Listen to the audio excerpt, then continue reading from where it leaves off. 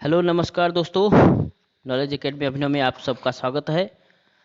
कैसे हैं आप सब? तैयारी जोर शोर से चल रहा है और सीटेट सीटीपी के क्वेश्चंस जो कि बहुत लाजवाब क्वेश्चन है, बहुत ही इंपॉर्टेंट क्वेश्चन है और मैक्सिमम टाइम क्वेश्चंस आए हुए हैं। तो एक बार लगाने का प्रयास करिएगा और कमेंट करके बताइएगा आपके कितने क्वेश्चंस सही हुए हैं। और बहुत ही बेहतरीन क्वेश्चन स्पेशली अधिगम से, जो कि बहुत ज़्यादा पेपर में होता है।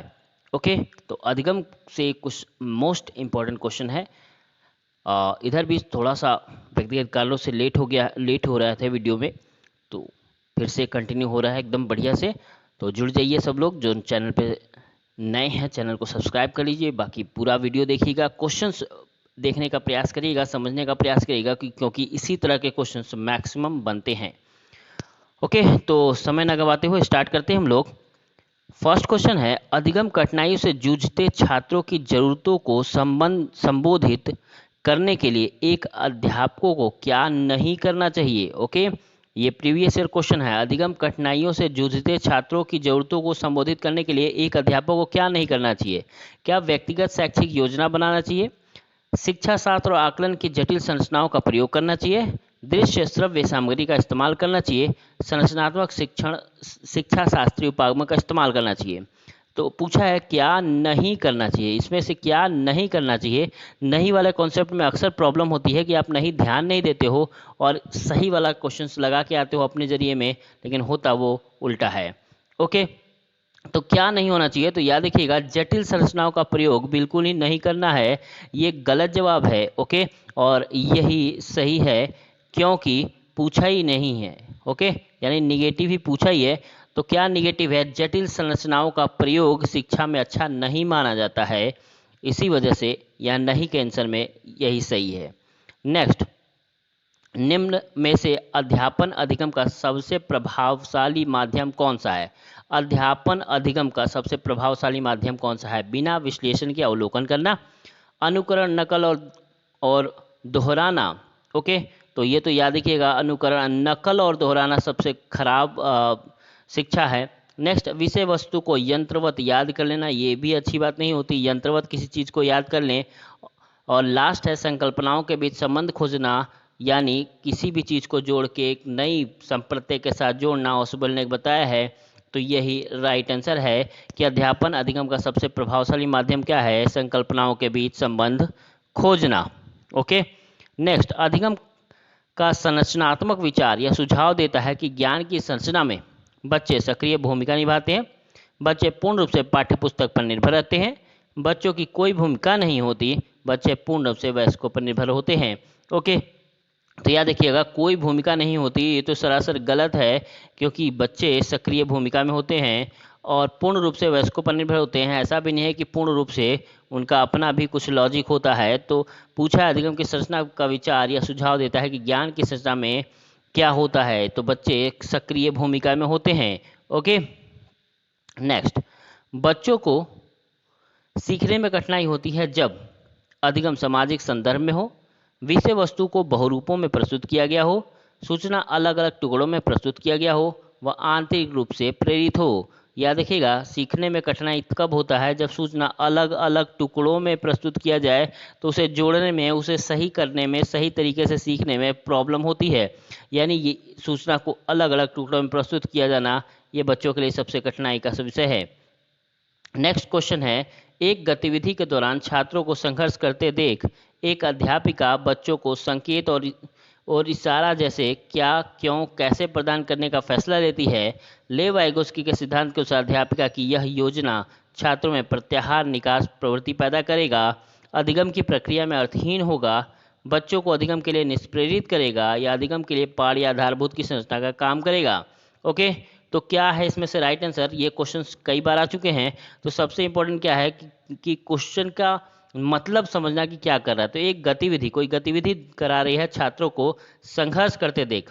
ओके, यानी छात्र थोड़ी संघर्ष कर रहे हैं, उनको समझ में नहीं आ रहा, तो अध्यापिका देखती है, उसको संकेत देती है। क्या करती है? संकेत देती है, इशारे देती है कि कैसे प्रदान करना है, इसको क्या करना है। तो लेव वाइगोस्की की यह योजना किससे है? तो याद रखिएगा, यह क्या है? एक अस्थायी सहयोग, बस संकेत दे रही है। तो ये क्या है? एक अस्थायी सहयोग जिसे हम अधिगम के लिए पाड़ या आधारभूत संरचना का काम करेगी।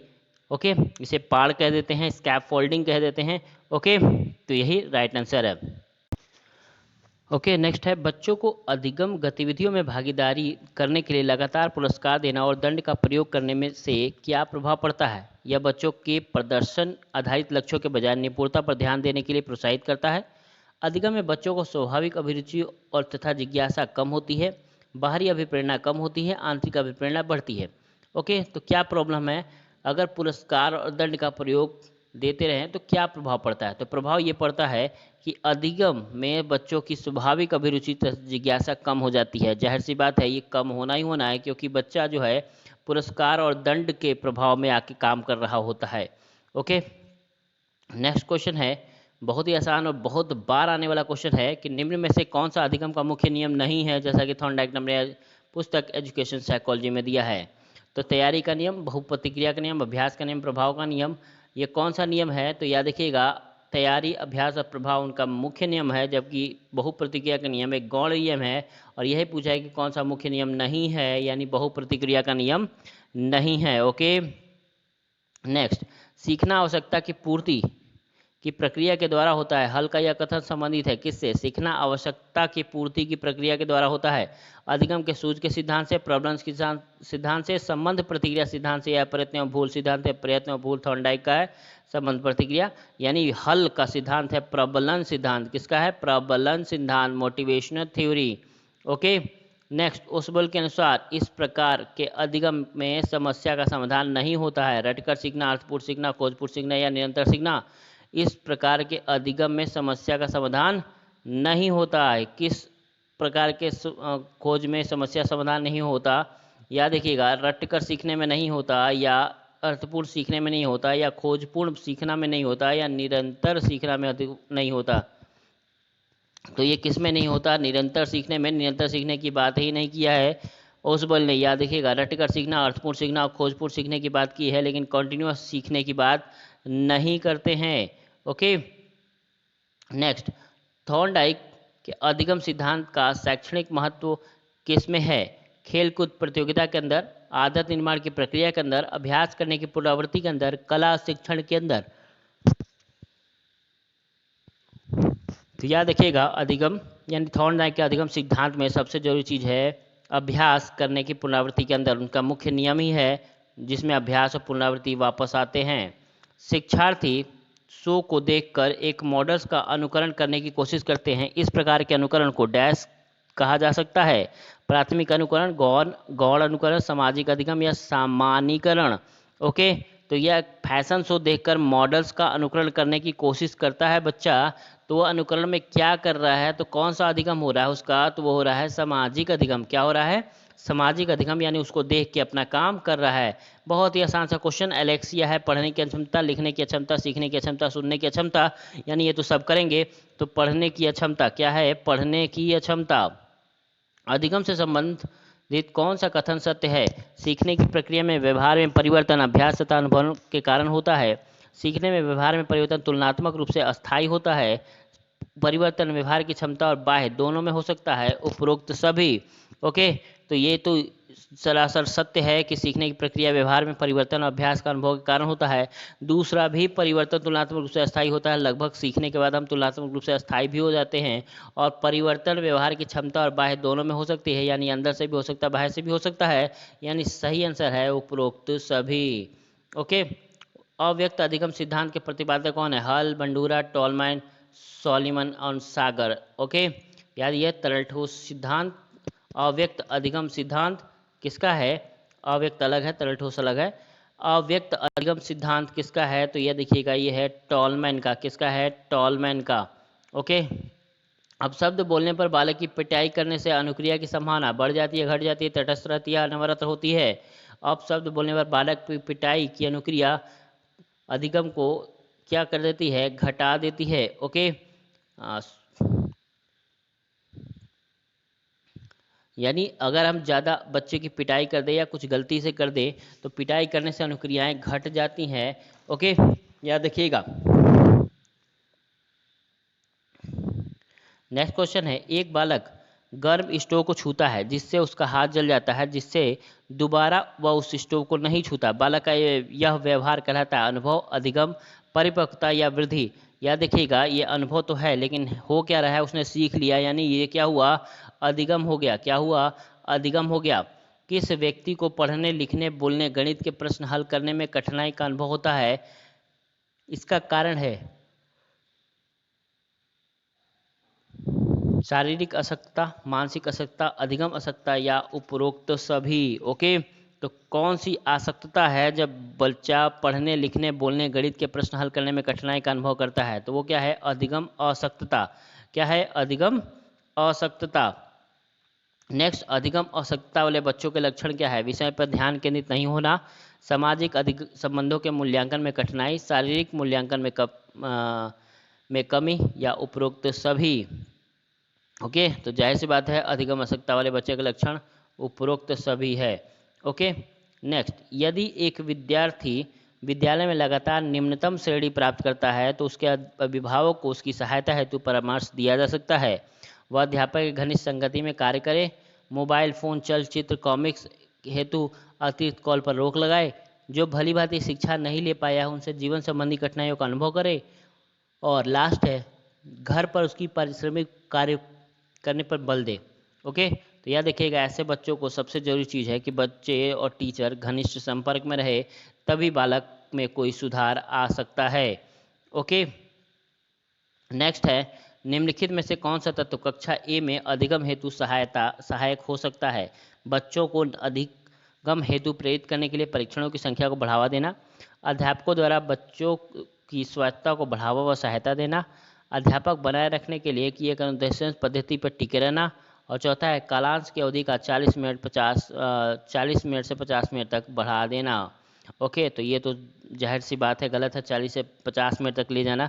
ओके, तो वो ये तो करेंगे नहीं। क्या है, असल में क्या होगा, तो अध्यापकों द्वारा बच्चों की स्वायत्तता को बढ़ावा व सहायता देना। ओके, नेक्स्ट क्वेश्चन, निम्नलिखित में से कौन सा कारक अधिगम को सकारात्मक प्रकार से प्रभावित करता है? सहपाठियों की प्रतियोगिता, अर्थपूर्ण संबंध, माता पिता की ओर से दबाव, अनुत्तीर्ण हो जाने का भय। ओके, तो क्या आंसर है ये, अर्थपूर्ण संबंध। क्या है, अर्थपूर्ण संबंध। नेक्स्ट, सभी प्रकार के विद्यालय में सभी की शिक्षा निम्नलिखित में से किसके लिए प्रचार वाक्य हो सकता है? समावेशी शिक्षा, सहयोगात्मक शिक्षा, पृथक शिक्षा या सशक्तिकरणशील शिक्षा। ओके, तो याद रखिएगा, सभी के लिए विद्यालय में सभी की शिक्षा किसको दिखाता है? समावेशी शिक्षा को। किसको दिखाता है? समावेशी शिक्षा को। और सीटेट समावेशी से बहुत सारे क्वेश्चन पूछता है। ओके, नेक्स्ट, अल्बर्ट बंडूरा के सामाजिक अधिगम सिद्धांत के अनुसार निम्न में से कौन सा सही है? बच्चों के सीखने के लिए प्रतिरूपण यानी मॉडलिंग का मुख्य तरीका, अनसुलझा संकट बच्चों को नुकसान पहुंचा सकता है, संज्ञानात्मक विकास सामाजिक विकास से स्वतंत्र होता है, खेल अनिवार्य है और उस विद्यालय की प्राथमिकता दी जानी चाहिए।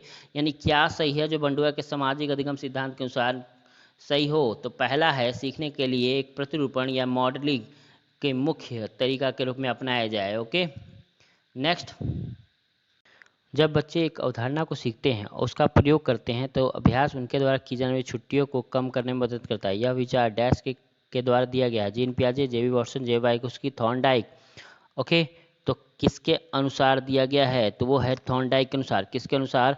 थॉर्नडाइक के अनुसार। ओके, नेक्स्ट, एक प्रभावशाली अध्यापिका होने के लिए एक क्या महत्वपूर्ण है? पुस्तक में उत्तरों को लिखने में मदद देना, समूह गतिविधियों के दौरान बजाय शक्ति अधिगम पर ध्यान देना, विद्यार्थी के द्वारा प्रश्न पूछने के कारण उत्पन्न व्यवधान को अनदेखी करना, और प्रत्येक बच्चे के संपर्क में रहना। जाहिर सी बात है कौन सा सही है? तो प्रत्येक बच्चे के संपर्क में रहना। नेक्स्ट, जब बच्चे अधिगम को सुगम बनाने के लिए अध्यापकों को एक अच्छे कक्षा में परिवेश का सृजन करने की आवश्यकता होती है। इस प्रकार के अधिगम परिवेश का सेवन करने के लिए नीचे दिए गए कदमों में से कौन सा सही नहीं है? ओके, बच्चों के प्रयासों की स्वीकृति, अध्यापकों के अनुसार कार्य करना, बच्चों को स्वीकार करना, अध्यापकों का सकारात्मक रुख। ओके, तो क्या सही है? तो याद रखिएगा, अध्यापक के अनुसार कार्य करना ये गलत है, यानी ये पूछा क्या है? नहीं। नहीं मतलब एक रॉन्ग टाइप क्वेश्चंस, तो वो ये है कि अध्यापक के अनुसार कार्य करना वो बहुत उचित नहीं है। ओके, नेक्स्ट, अधिगम अनुभव को इस प्रकार से आयोजित किया जाना चाहिए जिससे अधिगम को सार्थक बनाया जा सके। नीचे दिए गए अधिगम अनुभव में से कौन सा बच्चे के लिए सार्थक अधिगम को सुगम नहीं बनाता? यह वस्तु को केवल याद करने के आधार पर पुनरावृत्ति देता है, विषय वस्तु पर प्रश्न बनाना है, प्रकरण पर परिचर्चा और वाद विवाद, व्याकरण पर प्रस्तुतिकरण। ओके, तो कौन सा सही है? तो ये है राइट आंसर पहला, यदि वस्तु को केवल याद करने के आधार पर स्वीकृति दे देना। केवल याद करने का स्थान पर स्वीकृति देना, केवल देख के ऐसे ही काट दे और नहीं भी, तो दोनों ही निगेटिव वर्क है, इसलिए ये गलत जवाब, यानी ये पूछा ही नहीं था, तो सही जवाब। कक्षा अध्यापक में राघव को अपनी कक्षा में से अपने कीबोर्ड पर स्वयं द्वारा दिया गया गाया मधुर संगीत बजाते हुए देखा। कक्षा अध्यापक ने विचार किया कि राघव में डैश बुद्धि उच्च स्तरीय है। ओके, स्थानिक, शारीरिक गति, संगीतमय या भाषाई। ओके, तो याद रखिएगा हॉवर्ड गार्डनर की बहुबुद्धि सिद्धांत के अंतर्गत जिसमें म्यूजिक बजाना, संगीत करना, ये सब आता है, वो है संगीतमय बुद्धि। कौन सी है बुद्धि? संगीतमय बुद्धि। नेक्स्ट, शिक्षार्थी की व्यक्तिगत विभिन्नता के संदर्भ में शिक्षिका को चाहिए विविध प्रकार के अधिगम परिस्थितियों को उपलब्ध कराना, निगमनात्मक पद्धति के आधार पर समस्या का समाधान करना, कलना विधि कार्यक्रम प्रयोग करना, बात करने के लिए शिक्षार्थियों को तथ्य उपलब्ध कराना। ओके, तो क्या सही है? तो याद देखिएगा ए ऑप्शन, विविध प्रकार के अधिगम परिस्थितियों को उपलब्ध कराना, ताकि बच्चा कहीं ना कहीं किसी ना किसी तरीके से पढ़ ले। और आज का लास्ट क्वेश्चन है बहुत ही इंपॉर्टेंट, बच्चों के बारे में निम्नलिखित कथनों में से किस कथन से वाइगोत्स्की सहमत होते हैं? बच्चे समवयस्क या वयस्कों के साथ सामाजिक अंतरक्रियाओं के माध्यम से सीखते हैं। बच्चे तब सीखते हैं जब उनसे के लिए आकर्षक पुरस्कार निर्धारित किया जाए। तीसरा, बच्चों के चिंतन को तब समझा जा सकता है जब प्रयोगशाला में पशुओं का प्रयोग किया जाए।